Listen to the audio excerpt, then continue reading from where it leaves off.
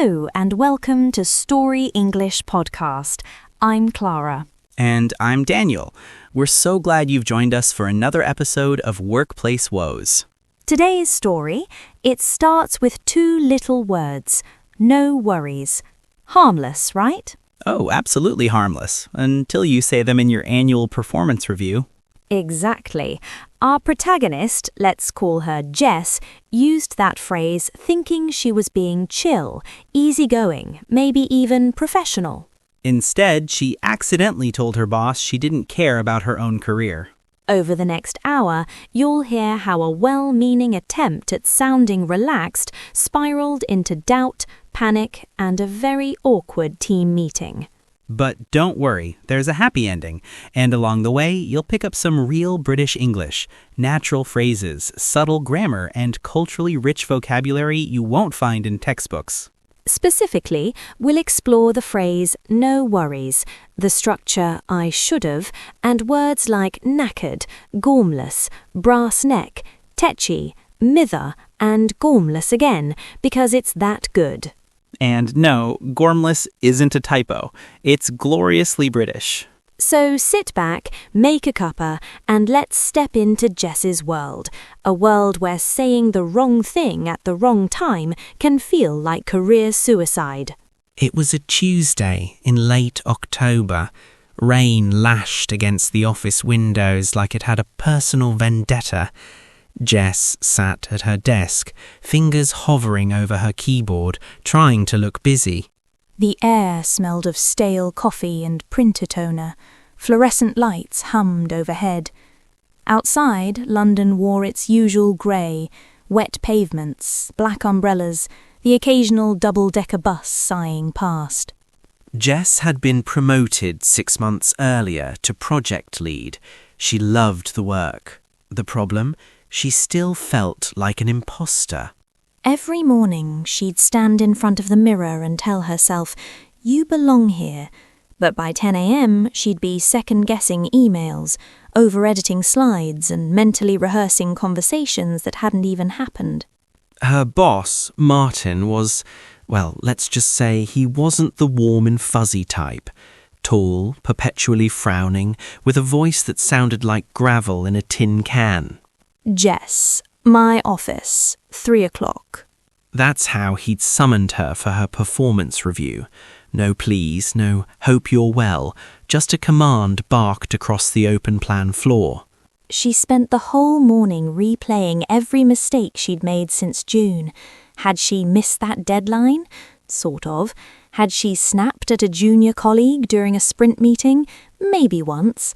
Was her presentation deck slightly, very disorganized last week? Guilty. But here's the thing. Martin hadn't said a word about any of that. In fact, the project was on track. Clients were happy. Team morale surprisingly high. Still, Jess couldn't shake the feeling that she was one typo away from being sacked. At 2:55, she stood outside Martin's glass-walled office. Her palms were damp. Her heart did that weird flutter drum thing. She could see him inside, back to the door, typing furiously, coffee steaming beside a stack of reports that looked untouched.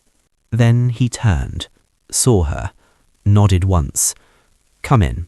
The chair across from his desk squeaked when she sat. She'd worn her interview suit, navy, sharp lapels, slightly too tight, but now it felt like armour she hadn't earned. Martin opened a folder, flipped a page, cleared his throat. "Right, so, your review." He started with the positives: strong communication, good initiative on the client restructure, team respects you. Jess relaxed, just a fraction. Maybe this wouldn't be so bad. Then came the pivot. "However," Martin said, leaning forward, "I've noticed you've been hesitant on decisions. You double-check everything. You ask for validation constantly." Her stomach dropped. He wasn't wrong, but hearing it aloud, it stung. "I'm just trying to be thorough," she said, voice higher than intended. Martin nodded slowly. Thoroughness is good, but leadership requires confidence, even when you're not sure. She opened her mouth, closed it. What do you say to that? Sorry, I'll try harder. You're absolutely right, and I'm a fraud. Instead, her brain short-circuited and out popped, "Oh, no worries." Silence. Martin blinked. Once, twice. His pen stopped moving. Jess wanted the floor to swallow her. No worries? That's what you say when someone spills tea on your notes, not when your boss critiques your leadership. She tried to recover. I appreciate the feedback. I'll work on it, definitely. But the damage was done. Martin's expression shifted from concern to confusion, disappointment, disbelief. The rest of the meeting passed in a blur. He thanked her. She left. Closed the door gently, like it might explode if she slammed it. Back at her desk, she stared at her screen. The words "no worries" echoed in her head like a horror movie soundtrack. She texted her best mate, Priya. "I think I just ended my career." Priya replied instantly, "What did you do?" When Jess told her, Priya wrote back, "Oh, darling, no worries to your boss. That's like saying cheers, mate, at a funeral." Exactly. In British culture, no worries is casual, friendly, used between mates, baristas, flatmates. But in a formal review, it signals detachment, like you don't take the feedback seriously. Worse, it implied she didn't care whether she got promoted, whether she stayed on the team, whether she even showed up tomorrow. For the next 3 days, Jess walked on eggshells. Martin avoided eye contact. Team meetings felt icy. She started drafting resignation letters in her head. She replayed the moment endlessly. I should have said, "Thank you for the feedback, I'll reflect on that." Or, "That's really helpful, I'll work on being more decisive." That's our grammar pattern for today. I should have. It's the past perfect modal used to express regret about something you didn't do in the past. Should've equals should have. It's always about a missed opportunity or a better choice you didn't make. You'll hear it constantly in British English. I should have brought an umbrella. He should have apologized. We should have left earlier. Note, it's never I should of. That's a common mistake from mishearing the contraction. In natural speech, it often sounds like I shoulda, but in writing and in professional settings, you'll want the full form. Back to Jess. On Thursday, her colleague Liam sidled over. "You okay? You look knackered." Knackered, that's our first vocabulary word. It means extremely tired, more vivid than tired, less formal than exhausted. You'll hear it everywhere in the UK. "I was out till midnight, completely knackered this morning." Or, "This week's knackered me." And it's affectionate. No one says knackered with anger. It's the kind of word you use while slumping onto the sofa with a cuppa. Jess gave a weak smile. "Yeah, just work stuff." But Liam wasn't letting it go. Martin's being a bit tetchy lately, isn't he? Tetchy, second word. It means irritable, easily annoyed. Not furious, just on edge. My nan gets tetchy when the tea's too weak. Or, don't ask him before his first coffee, he's proper tetchy. It's a very British understatement. We rarely say angry. We say a bit tetchy or not his usual self. Jess nodded. Yeah, I think I mithered him. Mithered? Now that's a regional gem. To mither means to pester, annoy, or bother someone, usually with small, repeated requests. It's common in the north of England, but understood nationwide. Stop mithering Min about your homework. Or, she's been mithering him for a pay rise for months. Jess probably hadn't actually mithered Martin, but in her guilt it felt like she had. That afternoon, Martin called her in again. Jess's heart stopped. Here it comes, she thought, the P45. But instead of his usual frown, Martin looked awkward. He shifted in his chair, cleared his throat twice. "Jess," he began, About the other day, I think there might have been a misunderstanding. She froze. Oh? I was giving you constructive feedback, but when you said no worries, I took it to mean you didn't value the role. Oh. I just wanted to make sure you're still engaged, because you're doing good work. Really. Jess nearly cried. I am. I absolutely am. I just panicked and said the wrong thing. Martin actually smiled. Small but real. Happens to the best of us. Just maybe save no worries for the pub. They both laughed. The tension dissolved like sugar in hot tea. After that, things changed. Jess started speaking up in meetings. She made decisions without triple checking. And when Martin gave feedback, she said, "Thanks, that's useful." 6 months later, she got promoted again. This time, she didn't doubt it for a second. Funny how 2 little words can unravel you, and how honesty can stitch you back together. Now let's unpack the language you heard in Jess's story so you can use it confidently and never accidentally tell your boss no worries again. First up, the phrase no worries. This is a casual way to say that's fine, don't concern yourself, or you're welcome. It's friendly, relaxed, and very common in British English, but not in formal contexts. You'll hear it when someone apologizes for being late. Sorry I'm late. No worries. Or when you thank a shop assistant. Thanks for your help. No worries. But in a performance review, a job interview, a board meeting, it's too informal. It can sound dismissive. Common mistake. Learners use no worries to sound polite, but in professional settings it can seem like you don't take things seriously.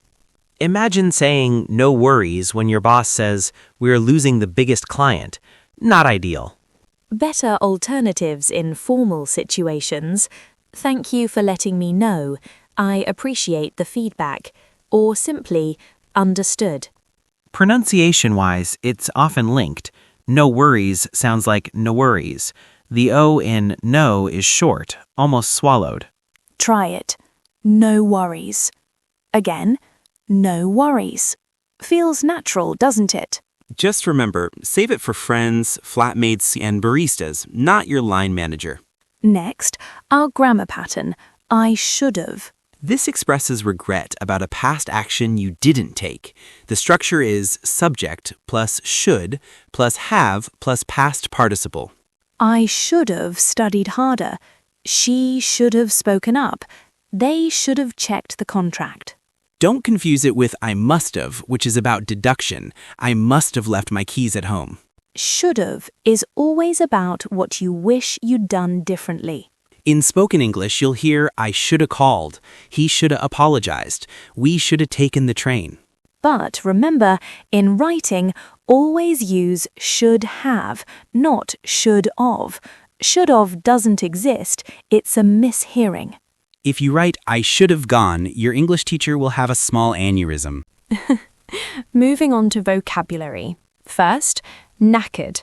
It means extremely tired. Origin? Possibly from the word knacker, someone who buys old horses for slaughter. So if you're knackered, you're as worn out as a workhorse. It's informal but universally understood. You'd say it to your partner, your mates, even your boss, casually. Sorry I'm late. I was knackered and hit snooze 5 times. Second, tetchy.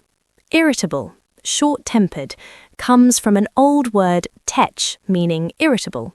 Very British. We avoid strong words like angry or furious in everyday chat. Instead, he's a bit tetchy this morning. It's often used with a bit to soften it, even if someone's properly furious. Third word, mither. To pester or annoy someone with repeated small requests. It's Northern English, common in Manchester, Liverpool, Yorkshire, but understood across the UK thanks to TV shows like Coronation Street. Stop mithering me about your pocket money. Or, she's been mithering him to fix the tap. It's never malicious. It's the kind of annoyance that comes from love or shared households. Fourth word, gormless. Ah, this one's delightful. It means stupid or lacking intelligence, but in a specific way. Vacant-eyed, clueless, not malicious. He stood there looking gormless while the fire alarm went off. It's not the harshest insult, but it's not kind either. Often used to describe someone who's slow on the uptake. You'll hear it in soaps, comedies, even newspapers. The gormless thief forgot to wear gloves. Fifth word, brass neck. This means boldness, especially when you've done something cheeky or presumptuous. He's got a brass neck turning up after quitting without notice. It implies audacity mixed with disrespect, like someone walked in like they owned the place when they really shouldn't. After missing 3 deadlines, she asked for a promotion. Brass neck, that one. And finally, gormless again, because it's so vivid. But let's add one more. Flat out. Flat out means extremely busy. I've been flat out all week. We're flat out until Friday. It's not just busy, it's can't take on one more thing busy. Comes from racing. Running flat out means at maximum speed. So, to recap our vocab, knackered, exhausted, tetchy, irritable, mither, to pester, gormless, vacantly stupid, brass neck, audacious cheek, flat out, extremely busy. Try using one this week. Maybe tell your colleague, I'm absolutely knackered after that meeting. Or if someone cuts in line, mutter, under your breath, bit of a brass neck, love. And if you do use one of these phrases in real life, come back and tell us how it went. We read every single comment. Nothing makes us happier than hearing that someone used tetchy correctly and made their British friend snort with laughter. If you're enjoying learning real British English through stories like this, do consider subscribing. New episodes drop every week.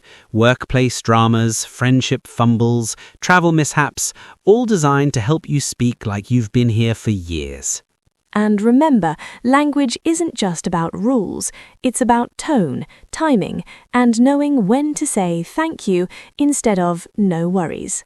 Because sometimes the smallest words carry the heaviest weight. Thanks so much for listening. See you next time.